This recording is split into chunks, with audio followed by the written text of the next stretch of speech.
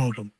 So look, we're not going to be able to change people's minds overnight. People have had 20 to 25 years of hostile migration rhetoric.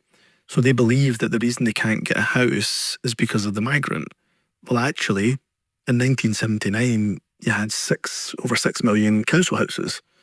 Council housing stock in England in particular were sold off and not replenished. That's not the fault of the migration. And you could say the same about the health service. The reason the health service is under such strain, and I can say this as a former health secretary, has nothing to do with migrants. In fact, our health service probably couldn't function if it wasn't for migrants. So I think we've got a responsibility as politicians to lead on this debate and correct some of the misinformation and disinformation. People that are voting reform, they're not all fascists and bigots. Frankly, the best counter will be to improve people's lives, because as when do we have economic decline and societal decline, it's far easier to blame the other than, for example, take ownership for what might be your own political mistakes. I think that for the back of more immigration, Scotland is not seeing greater growth. It's not seeing greater prosperity. So if politicians tell the good voters that immigration is going to make everybody better off, and then people get worse off, people start to ask, quite rightly, serious questions about what they've been told by the politicians. Everything's getting worse, and yet you tell me the answer is ever more legal immigration, and I'm having to put up with illegal immigration. I'm having to put up with asylum seeker hotels, and we've seen demonstrations just very recently in Falkirk, protests outside a migrant hotel there, peaceful protests, but a genuine anxiety from the Scottish people.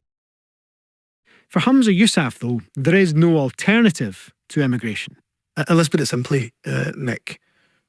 This country, this continent, Western Europe, will not survive economically if we do not have migration. We have lowest birth rates on record and declining. And we have an ageing population. If you do not have migration, a migration from out with Europe coming to this country, economically, we are on a route to absolute catastrophe. You might be wondering why we don't have Labour on this programme. They are still hoping to form the next Scottish Government after all. We did ask them for an interview several times, but they declined, as in the end did Scotland's current First Minister, John Swinney. But this isn't all about politicians. Businesses are involved in this debate too, and some are worried that without immigration, Scotland's economy would struggle. Colin Boland from the Federation of Small Businesses in Scotland. Here we were sitting in Glasgow, home to 630,000 people, but just a few miles down the river in, say, Inverclyde or Western Bartonshire, we've seen significant population drop-offs, and of course it's very much different when you get into more rural areas, particularly into the Highlands. And I was reading one report earlier this summer that said that in certain parts of the northwest Highlands, the population density was round about the same as Lapland. Now, when you get to that level of depopulation, that raises proper existential questions about the viability of those communities, the viability of public services. I think what we can say is generally as a population we're getting older. There is an issue about birth rate. And I think that if you stripped out net migration, the population would be going down. Now, although the population in terms of headline figures looks healthier than it has done, paradoxically, we still see businesses in Scotland, particularly small employers, reporting staffing difficulties. With our latest figures, about 37% of employers right across Scotland say they didn't feel that they had enough staff in the last year to sort of meet their business ambitions. And what that means in practice is that of that sort of 37%, about half of them have had to reduce the range of services they have an offer, which obviously is reducing the amount of economic activity they're doing. That figure rises to nearly 70% in the Highlands and Islands. Sarah Kiambi agrees, but goes further.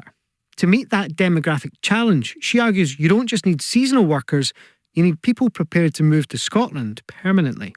From my perspective, it's clear that in a situation where you're also looking for migration to offset population challenges, you are looking for an immigration policy that sustains and encourages settlement and does that well to kind of build that future.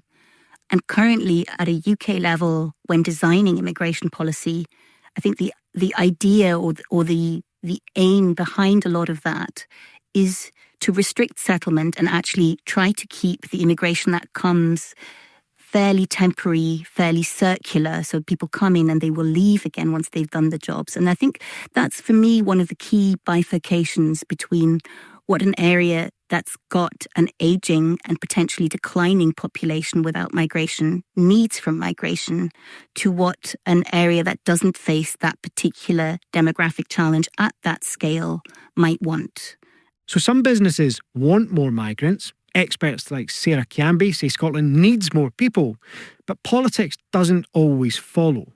Many businesses argued Brexit would be bad for the economy. It still happened. Why? In part because many thought they weren't feeling the benefit of EU membership. Could a similar thing be happening now when it comes to immigration?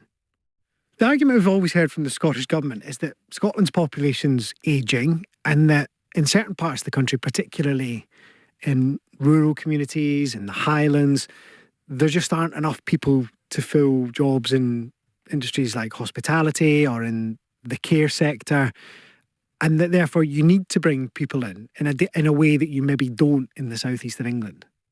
Well, and there might be some truth to that, but how did it work 30 or 40 years ago before mass immigration?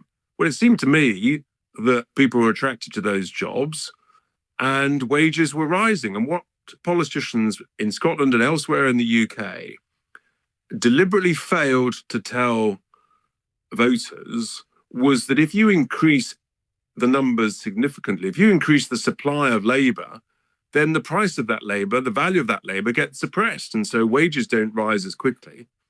And that then becomes a self-fulfilling prophecy that people say, well, wages are not rising, then what's the point of me going to work when I can claim tax-free benefits, for example?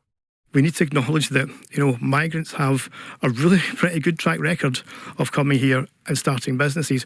We need to harness that and develop it, because that's something else that, again, if we're looking at not just the immediate business needs but our overall economic health, that has to be part of the mix. I mean, we actually did a bit of work in this back in 2019, and what that showed was there's a sizable economic contribution that migrant entrepreneurs make to Scotland. And by migrant, I mean they could be coming from Essex or indeed Ethiopia or Estonia or wherever. I mean, I think it's something like, in the year we did this study, they had generated something like £13 billion for the Scottish economy, sustaining 107,000 jobs.